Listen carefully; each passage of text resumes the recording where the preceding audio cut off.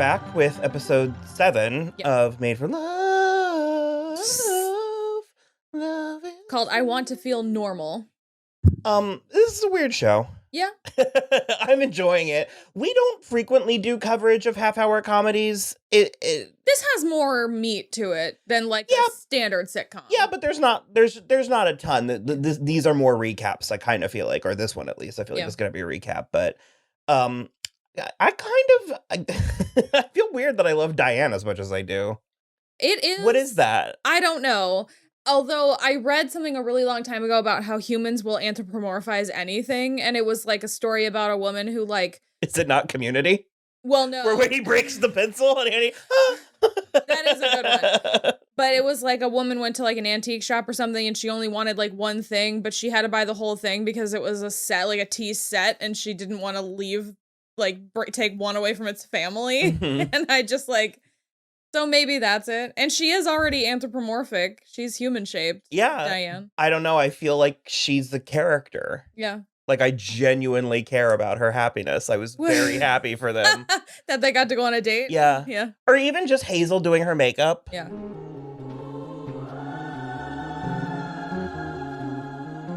You look fantastic. That was really, honestly, really cute. And I think that's actually part of what I like so much is how the characters are interacting with Diane, because it's more like an inner monologue. Because, well, I was gonna say, so does this pass the Bechdel test? I mean, I don't know, maybe, but that's the thing that's fun is that Diane is sort of like a does the literal sex object count as a human woman?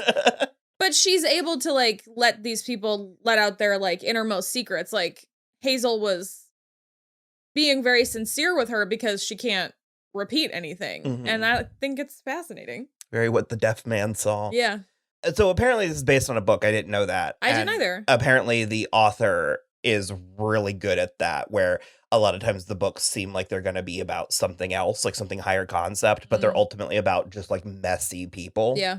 Trying to like... Well, I might check it out. Her name's Alyssa Nutting. I might check her stuff out. Yeah, that it's a woman seems... Yeah, of course this was written by a woman. Seems about right, but I guess Herb went to go visit Judiff, and she is definitely still interested in pursuing a romantic relationship, although we did get...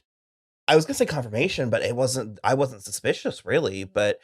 Herb, what she was doing in the medicine cabinet was there was opioids, and Judiff was like, "So, are you sick or are you using?" And he has cancer. I'm curious if that's real. I think so. You think so? Yeah, okay. I mean it checked with him with Diane, and like, I think it's why he kind of shut down. That's fair. That could be. I don't think he's doing anything like nefarious. I just wondered if he was just like too embarrassed that they're still there, like if they were his wife's pills. Oh. But I don't know. I have no reason to think he's being suspicious or lying or anything. I just wasn't 100%. And I guess Judiff is still doing her thing. We didn't get she's much like on that front. She's got surveillance on the trailer in case Byron comes, but Byron, I don't know about Byron, man. He was like trying to be normal, but then everybody realized he was out of the hub. And so then he was like secluded in this hotel room because he couldn't go around looking normal because there were people following him. It's as if more people are showing up.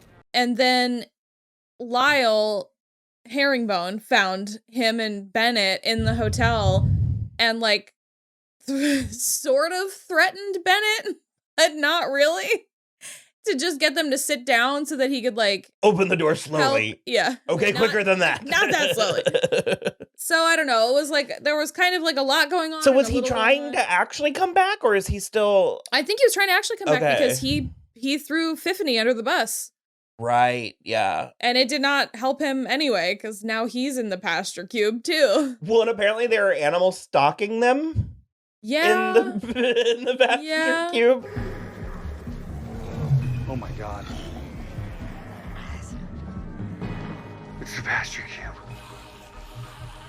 Tonally, we can't quite tell how crazy this show is I don't know how worried to be for Fiffany and Lyle. Mhm. You know what I mean? Like, is this a type of show where they'll kill them or? Well, because I went to like a Hunger Games mutation place where I was sort of like, are jackals with their own faces coming after them that will stay conspicuously off screen? So Hazel has a job. It's at the bowling alley, correct? Shangri-Lanes. Right. Which is hilarious. And she has another hot townie potential conquest. This townie is hotter. Sure. Yeah. He's not shoulder deep in yeast so far.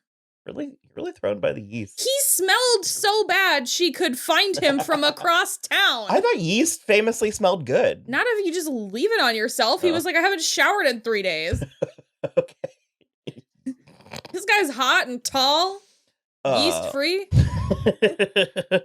But he also seems to have no clue who she is or what is happening. Yeah, because he did realize when they were at the bar, he was like, oh, you're Herb the Perv's daughter. So he knows that part, but he does not know that she's Byron Gogo's wife. And then we had Shane re-enter the picture. Shane was it Mama Rose? Yeah, one of the sons. Which we kind of glossed over that in our coverage, but he has a preoccupation with Diane, and it's because it's weird because it's like, it's because he wants one, but it also seems like he wants her. Yeah, like he wants Diane specifically. Because he tried to steal her.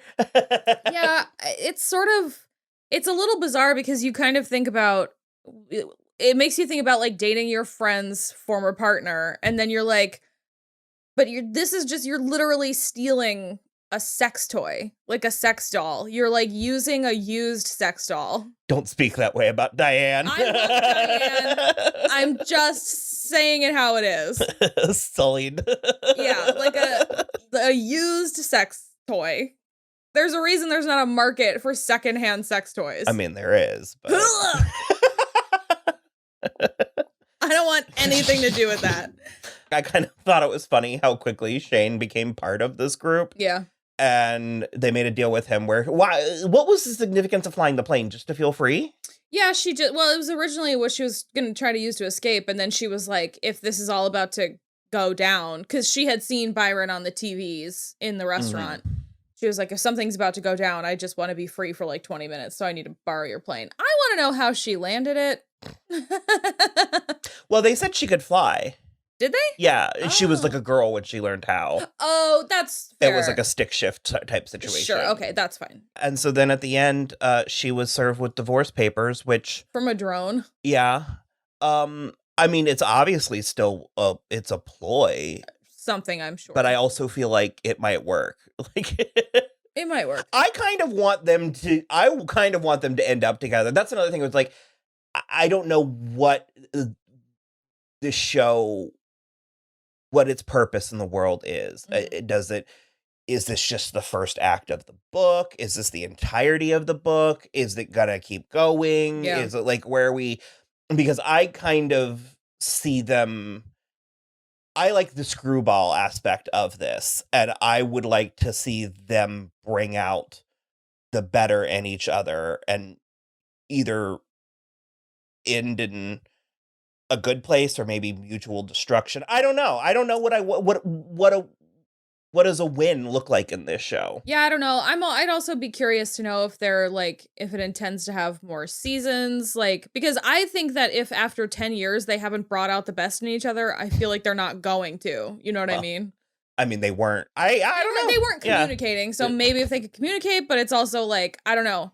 You should put like a chip in her brain so he always knew what she was thinking. Yikes.